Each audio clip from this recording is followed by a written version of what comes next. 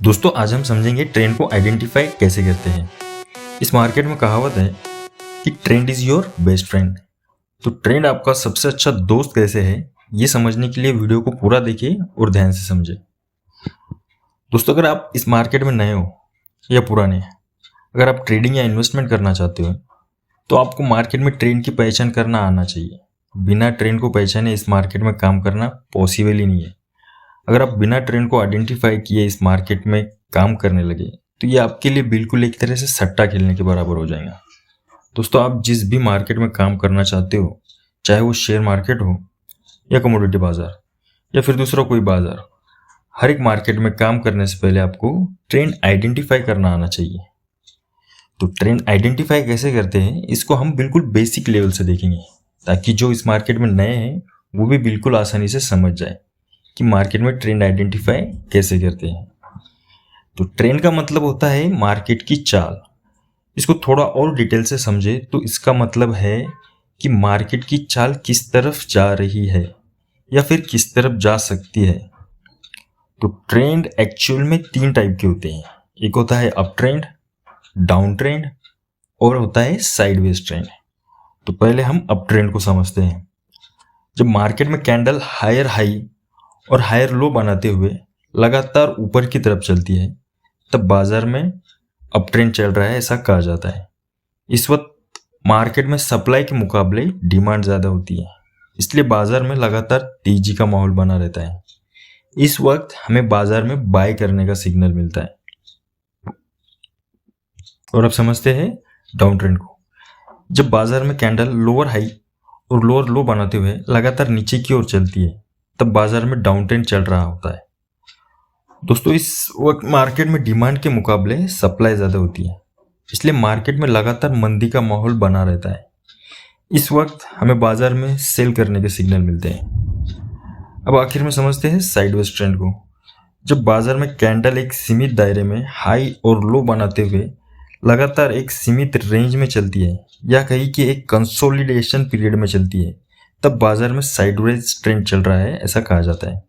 इस वक्त बाजार में सप्लाई और डिमांड एक दूसरे के बराबर होती है, इसलिए बाजार लगातार एक सीमित रेंज में चलता है।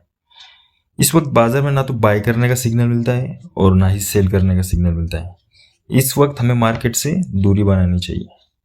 तो दोस्तों ये थे तीनों ट्रेंड के बेसिक टाइप। अब हमको समझना है एडवांस लेवल को। इसमें हम समझेंगे कि ट्रेंड के साथ वो कौन सी खास बातें हैं जो हमें ट्रेंड आइडेंटिफाई करने में हेल्प करते हैं। तो डाउ थ्योरी के मुताबिक जब मार्केट में अप ट्रेंड या डाउन ट्रेंड चल रहा होता है तब इन दोनों ट्रेंड के अंदर भी 3 अलग अलग टाइप के ट्रेंड चलते हैं। तो ये 3 अलग अलग ट्रेंड कौन से हैं, अब इन्हें समझते हैं। सबसे पहले लेंगे अप ट्रेंड को। जब बाजार में अप ट्रेंड चल रहा होता है तब प्राइस हायर सपोर्ट और हायर रेजिस्टेंस बनाते हुए ऊपर की ओर जाता है। तो डाउ थ्योरी के मुताबिक जब प्राइस हायर सपोर्ट और हायर रेजिस्टेंस बनाते हुए ऊपर की ओर जाता है तब इस पूरे अप ट्रेंड को प्राइमरी ट्रेंड कहते हैं। प्राइमरी ट्रेंड मतलब कि सबसे पहली चाल मार्केट की, और ये सबसे इंपॉर्टेंट ट्रेंड होता है। इसके बाद चार्ट में प्राइमरी ट्रेंड के बीच में जो छोटे छोटे मंदी के ट्रेंड बनते हैं इन्हें कहते हैं सेकेंडरी ट्रेंड, जो बाजार में करेक्शन को दिखाते हैं। इसके बाद चार्ट में सेकेंडरी ट्रेंड के बीच में जो छोटी छोटी तेजी और मंदी होती है इनको माइनर ट्रेंड कहते हैं। ये ट्रेडर की साइकोलॉजी को टेस्ट करते हैं।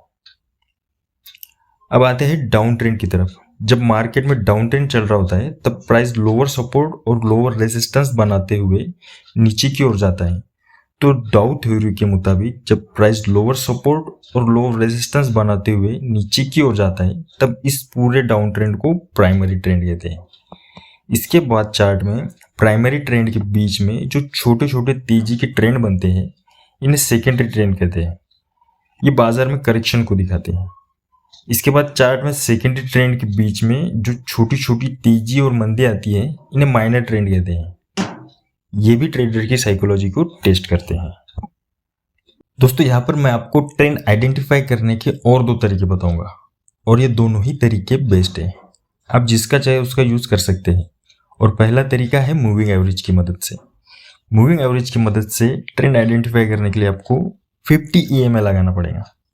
लगाने के बाद आपको चार्ट कुछ इस तरह से दिखाई देगा।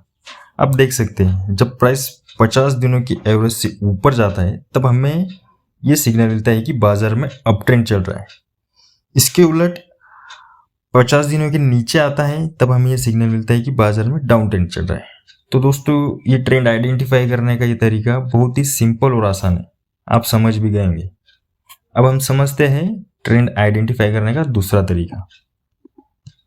इस तरीके को समझने के लिए सबसे पहले आपको सपोर्ट और रेजिस्टेंस की नॉलेज होना जरूरी है। सपोर्ट और रेजिस्टेंस के बारे में मैं आपको पहले ही बता चुका हूँ। अगर आपने अभी तक ये वीडियो नहीं देखा तो ऊपर आई बटन में जाकर सपोर्ट और रेजिस्टेंस का वीडियो देख सकते हैं और डिस्क्रिप्शन में लिंक भी दे दूंगा। तो चलिए आगे बढ़ते हैं और समझते हैं कि सपोर्ट और रेजिस्टेंस की मदद से हम ट्रेंड आइडेंटिफाई कैसे कर सकते हैं। जब प्राइस हायर सपोर्ट और हायर रेजिस्टेंस बनाते हुए ऊपर की ओर चलता है और जब तक ये हायर सपोर्ट और हायर रेजिस्टेंस की सीरीज लगातार चलती रहती है तब हमें ये सिग्नल मिलता है कि बाजार में अप ट्रेंड चल रहा है। इसके उलट जब प्राइस लोअर सपोर्ट और लोअर रेजिस्टेंस बनाते हुए नीचे की ओर चलता है और जब तक कि लोअर सपोर्ट और लोअर रेजिस्टेंस की सीरीज लगातार चलती रहती है तब हमें ये सिग्नल मिलता है कि मार्केट में डाउन ट्रेंड चल रहा है। तो इन दोनों ही तरीके से ट्रेंड आइडेंटिफाई कर सकते हैं और जान सकते हैं कि बाजार अभी बुलिश ट्रेंड में है या बेरिश ट्रेंड में। तो दोस्तों ये थी ट्रेंड के टॉपिक पर डिटेल जानकारी। उम्मीद है आपको ये जानकारी पसंद आई होगी। अगर वीडियो से जुड़ा कोई भी सवाल आपके दिमाग में है तो बेझिझक कमेंट में सवाल पूछिए। आज के लिए इतना ही, फिर मिलेंगे अगले टॉपिक पर। तब तक के लिए प्रैक्टिस करिए, because practice make trade perfect.